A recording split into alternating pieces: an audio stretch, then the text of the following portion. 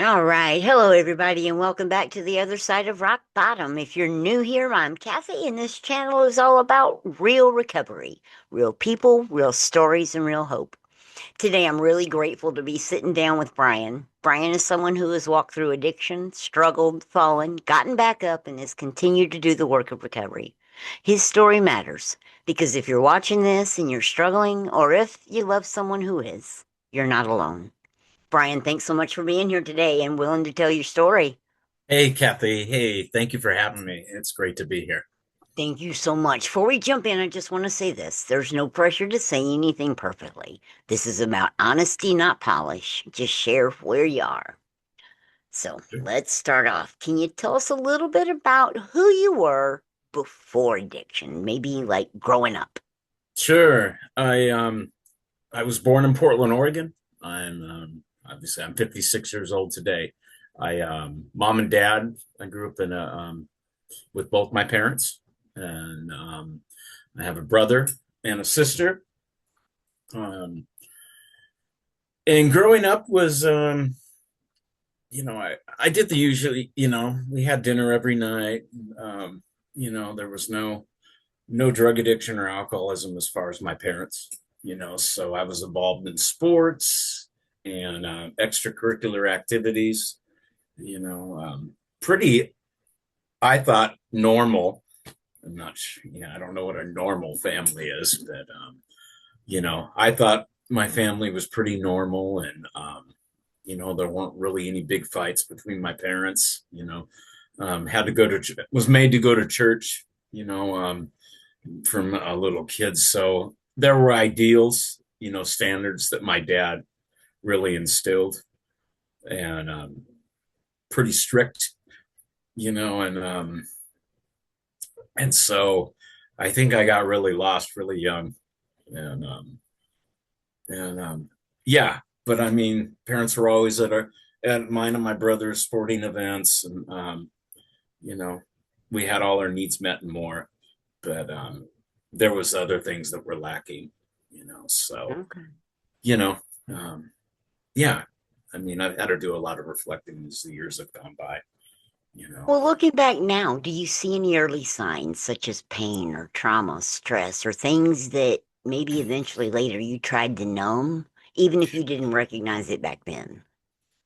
early signs of, basically, are you, if I'm understanding you correctly, maybe early signs of what would have eventually probably led me to get to the point of using substances. Sure. Correct.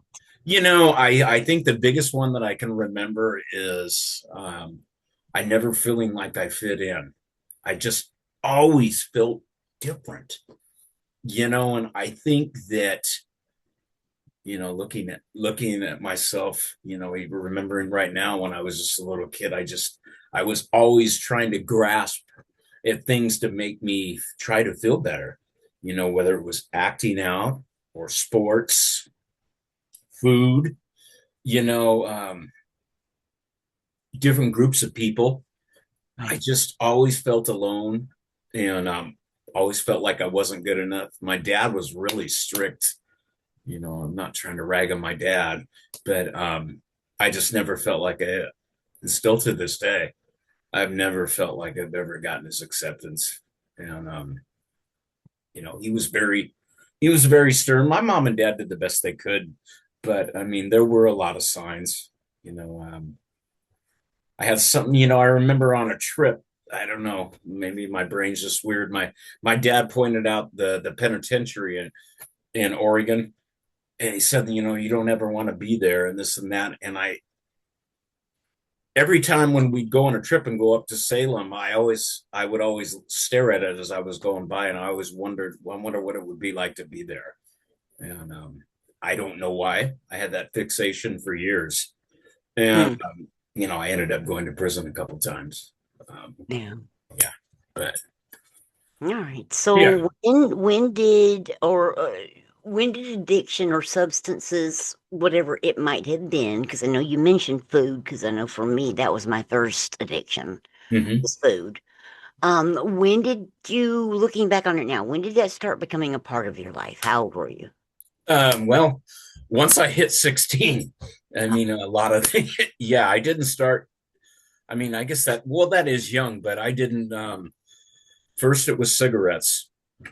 And then, and then it went to, yeah, first I was smoking cigarettes, and then I started hanging out with the party people. And so I took my first drink when I was 16, and I thought, wow. I remember the buzz. I didn't know how to mix a drink at 16, and my parents were gone, so I just dumped their vodka in the glass and mixed it with orange juice and gulped it down. Little bean did I know that gulping your drinks is a sign of can be a potential sign of being an alcoholic. And I believe alcoholism, it does run in my genes, my grandparents, and I was an alcoholic long before I ever took a drink. I just hadn't I've experienced the substance yet. And I got the first time I got drunk, I was 16. I can still remember it right now. My parents were gone all day, and I drank to the point of where I puked and I got really sick. And the next day I said, I'm never gonna drink ever again. And I found myself drunk 2 days later. Wow. Yeah, I know. Imagine that. How often have I said I'm not going to do something and I do it anyways? Right, right. That seems the story of my life. Sorry if you're like, dude. Yeah. Wow. All right. So you were 16. Sixteen. Where did it progress? What happened next? Oh yeah. I mean, I had been drinking at first. I tried alcohol, and then I tried cocaine. I tried acid. I tried methamphetamine. Obviously, marijuana, mushrooms. Did a lot at 16. Um, had my first girlfriend at 16, and so I experienced sex for the first time. A lot happened at 16. um you know I got bullied a lot, and so once I hit 16, I was starting to grow, obviously, physically, and so I started fighting back. I acted in Mhm. a lot of different ways. So I went to lots of parties, and in about 3 months, my parents found out that I was drunk at church, and I threatened. Yeah, it. I just went all in, and it was like I was just on this downhill spiral, and I just didn't care if people knew, you know. And I threatened to hit my youth pastor with a bottle if he came near me, and they called my parents and said that I had been drinking, and they took me to a rehab center for the first time. Okay. So 16 too, first time in rehab. Yes, first time in rehab at 16 years of age. Wow, that's a lot of firsts, my friend, in 1 year. Yeah, yeah, it's pretty crazy. So But how'd you handle it? oh, how did I handle well, I got introduced to an AA meeting at 16, and I didn't even have a clue, I mean, it was a real expensive treatment center, but I mean, I was in a lot of denial. I had no clue about not that I do now today, but what a recovery, what a recovery program is. I mean, I have some ideals today, but Right. you know, I left. I think after a couple days, and then I ran away, and then I got really stoned, and then my parents took me back, and I ended up completing, so. Okay. And then did you go back home? Yeah, I went back home. Yeah, my parents, and I got kicked out of high school, and for my drug use, and I was in and out I was in and out of home. Um, my parents, they didn't know what to do. I mean, you know, by this time, after the Sharp unit, it was at the hospital in Eugene, Sacred Heart Adolescent Recovery Program is what they called it. Um, I was in and out, and then I started getting into crime. Right. I Yeah. and my mom would, they kicked me out and then they'd let me back in, because by this time I started stealing from my parents. I'm not proud of that. I did so many different things, around addiction, like many of us have done. So, Right. my story's just my story, you know. But it's a story that many of us can relate to. Oh, Trust me. absolutely, absolutely, Trust yeah, me. for So sure. was there a moment when you realized that things were getting out of control, even if you weren't ready to stop yet? Oh, I mean, yeah, I mean, I'm trying to answer it, and I guess in a way, way back when I was 16 or 17, I just think I was really oblivious. But I mean, looking at it now, I'm trying to figure out how would you want. I'm trying to figure out how I should answer it. I think back then, I just don't think that I wanted to stop. Right. I don't, because I liked how it made me feel. It took away my pain, Yeah. and whatever anger I have with my father, because most of my crimes, I mean, most of my crimes were against my dad as far as property, so there's obviously some type of correlation. Doesn't excuse my actions I did, I had to be accountable for. It wasn't my parents' fault. Right. But the fact that you're willing to look for the root Yeah, and heal it and work from there, right? absolutely. I think it's so important. Healing takes a long time, but at some point, I've had to. It took me way longer. Like the Israelites that spent 40 years in the walking around in circles. When it, you know, the help I of know I did it for 50 years. God. Yeah, some of us are really hard learners, huh? You're Yeah, amongst good company, my friend. absolutely. Oh yeah, I feel right at home. But yeah, getting back to I had a brain fart. Your question was it were the, was there a what was it that I you thought did I realize when I was things were starting to get out of control? Right. Yeah, I think I would say when I was 16, I knew something wasn't right. But I was messed up inside, and I was having fun, I think, for a little while, even though I knew I was out of control. Okay. So from that point, when you knew something was wrong, but you didn't know what, Yeah. how long were you stuck in that spot of addiction? To what age? And what finally made you say, I can't do this no more? Well, I would say up until I've had significant sobriety before. There's been times, um, but really, I mean, if I have to get down to it, up until because I've gone to several rehabs, and I have 10 felony convictions. I've been out of prison for about 30 years now, I think. Um, Yeah.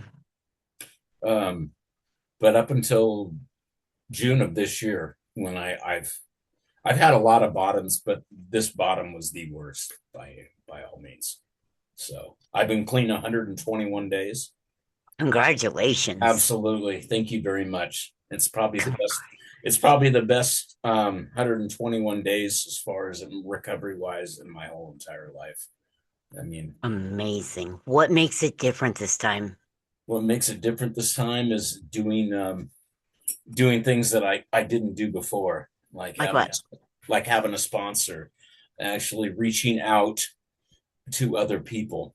And I always, let's say, I've been married. It'll be 12 years. I got married January 3rd of 2014. So it'll be 12 years next, well, in a couple of weeks. Congrats. Thank you. All My right. wife is a big supporter. I'm very blessed. You What know, finally led you to choose recovery? What pushed you? What gave you that outlook? um, well, you'll hear people say that, I don't think I can make it back. I was one of them, or drugs may or may not kill me. But, when I went out in June of this year, fast forward to, just 4 or 5 months ago, I got hooked on some really bad stuff.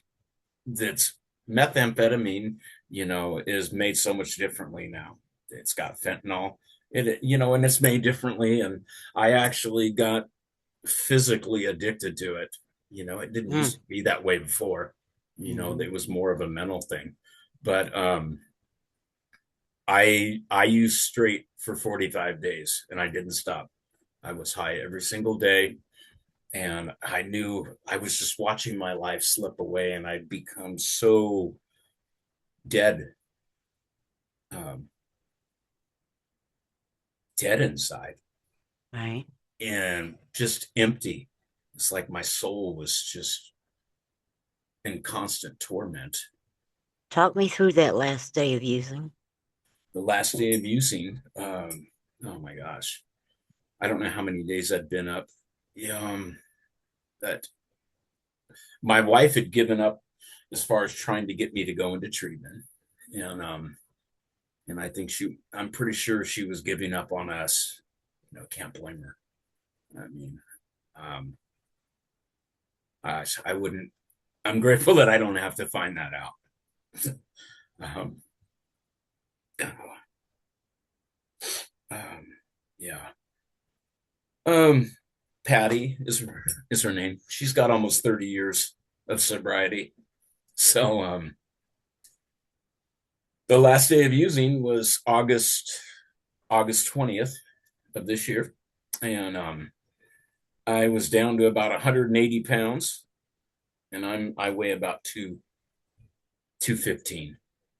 So I was just like pretty much almost. It felt like I was going to die, and I, Right. I think I had realized, and I had told Patty that I didn't think I was going to be able to make it, and I had put in a call.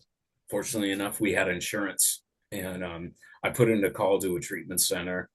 I've never stayed in treatment before. I always left after a day, and this time I called her up once I had an appointment set up, and asked her to take me to treatment.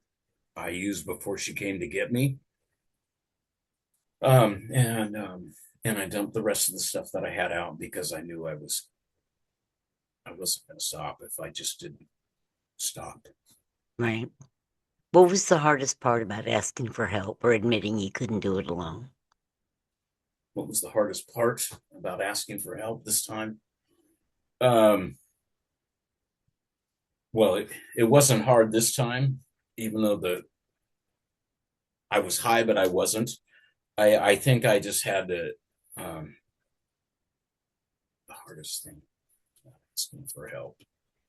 Embarrassment. I was Right. really embarrassed, and my whole I was just shot, and my whole everything was just slipping away. So it wasn't hard to ask for help. I just couldn't stop, and I felt so helpless, and I felt really trapped inside myself. And I thought that, yeah. All right. So let's fast forward now. Okay, Talk about where you're at now. where What am I does at now? recovery look like for you today? What does it look like for me today? Gosh, I mean, just being able to, we own a home, and just being able to sit in my home, that I almost lost, uh, and to be free, and healing. And it's a long road, but recovery today feels wonderful, and ups and downs, of course, that's part of life, Right. but I didn't have to drink or use today, and I'm not going to. The day's not over yet, but I feel like I have a lot of hope, Mhm. and I have some purpose in life today, and that's the purpose that I feel that I have today is to be a good, solid, responsible, loving husband that my wife deserves, and to meet and take on new responsibilities. Recovery is about going to meetings. I got a driving job right now. Technically, I'm not able to go to a lot of meetings because I work 6 days a week. I drive for FedEx, and and that'll be changing here. Our schedule will die down at the end of the year. Um, Right. Part of what does recovery look like? Is being willing to sacrifice, give Hmm. back to others. Just whether it be just, yeah, giving back to others. So what changed the most? Not necessarily externally, but inside you. Inside me, what has changed the most is Yeah. that I really truly realized that that if I don't continue in my relationship with God, that I desperately do need Him. My heart needs repaired, needs changed, and so does my mind. It needs to be renewed. That my life, will never be the same. That without Him, I can't grow and heal. It's like Right. it's a partnership, it's a relationship. This isn't about religion, but Oh, but I mean, for me, when you say God, not meaning you, but a lot of people immediately get, oh, religion. No, it's not about religion. this is a spirituality. It's absolutely, for me, it's a relationship, and it is Right. spirituality. And Right. you know, Yeah, we're not out here to necessarily preach a biblical message. We're just here yeah, to help those that are struggling to understand it. And here's the thing, your higher power can look like whatever you need for it to look like. I just happen to call mine God. yeah, Right. yeah, and that's what I do. Yeah, it's not up to me to for side for whatever someone else needs. So in addition to a higher power, what are some other tools or supports or practices that you use today to help you stay grounded? Absolutely. Well, yeah, that's a great question. But meetings, I read literature, read books. I started reading a book by a pastor. It's called Mind Monsters. Every human being has them. You know, that's he's written several books on how to tackle and exterminate mind monsters. And I've had mind monsters all my life, and they can be really debilitating and pull me down. It's about having a positive outlook and meeting challenges and having faith and making sacrifices and you know those are some of the stuff that I've incorporated. Being going to activities that are recovery based. Mhm. Where there's not drinking or using drugs. Right? You know, um, Reaching out to people. That's a big one. Yeah, and realizing and staying right sized, realizing that I'm one mistake away. Right. That I do know. I'm only one mistake away from I can make one bad choice and destroy my spouse and myself, and so remembering where I come from, I do that a lot. I remember where I come from, and I don't ever want to be there again, and I don't have to be. I've finally been able to realize that. I mean, Man, that's amazing. I mean, I lived a pitiful, am I using a pitiful existence? It's very sad, being messed up on drugs and trapped in a car, watching my marriage, you know, watching the pain that my wife had to go through. Drugs really twisted my mind. They took me to places that, you know, they had me convinced that my wife wanted to have me killed. It's really it, drugs, and obviously that is not true. But I know that there's good, there's evil, and there's good, and I've seen demons, and it's just really bad. But you know what? The flip side on that is I've seen good, and there's victory today in my life, and I get constantly reminded, about where I come from. I still have that negative. I've got, the good and the bad, Mm-hmm. and I just need to listen to the voice of the truth. But you know what? I still get tempted. I mean, I was watching something on TV and they were taking a drink, and there was that loud voice from the liar saying, "Boy, that looks great." Yeah. Yeah. Yeah. So That was let's bad. reflect for a minute. Okay. What would you tell your younger self at your lowest point? Oh, what would I tell myself at my lowest point? My younger self, Brian, you are so much more than what you're doing right now. You are loved, you are valuable. There's a purpose for your life. And the purpose for your life is not to go to prison. It's not to go to jail. It's not to commit suicide. It's not to be using drugs, and alcohol. Not to cause pain for your family, your wife, your family. But your purpose is to lead a good life, and you're so much more than the pain that you have going on right now. And you're going to see there's going to be a bright future when this all ends. Mm. If somebody's watching right now and they're stuck slap dab in the middle of addiction or feeling hopeless, what would you want them to hear right now? That there is hope, and that you can get clean, you can get sober. You don't have to be, your life isn't defined right now. This doesn't have to be the rest of your life. And that you can change.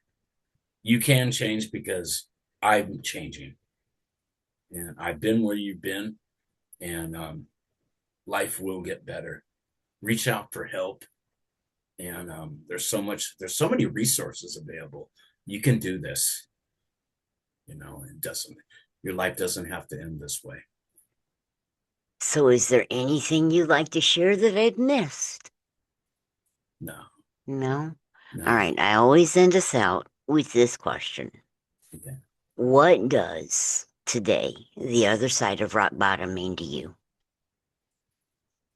Peace and joy and happiness, um, being able to accomplish goals and to be a productive member of society, which you already and so many, probably countless people that we know, they all know. It's just to be able to have purpose, a purpose in life, and to be a part of instead of apart from. Yeah, perfectly said, my friend. Yeah. Wow. Brian, thank you so much for your honesty and your courage. Stories like yours show how stigma gets broken and hope gets passed forward. To anybody watching, if this story resonated with you, please know that help does exist. Recovery is possible and you don't have to do it alone. If this video has helped you, please like, share, and subscribe to these stories so that these stories can reach others who need them the most. And drop a comment to let Brian know that you heard him. Connection saves lives. And remember, rock bottom doesn't have to be the end. Sometimes it's the beginning. We'll see you next time on the other side.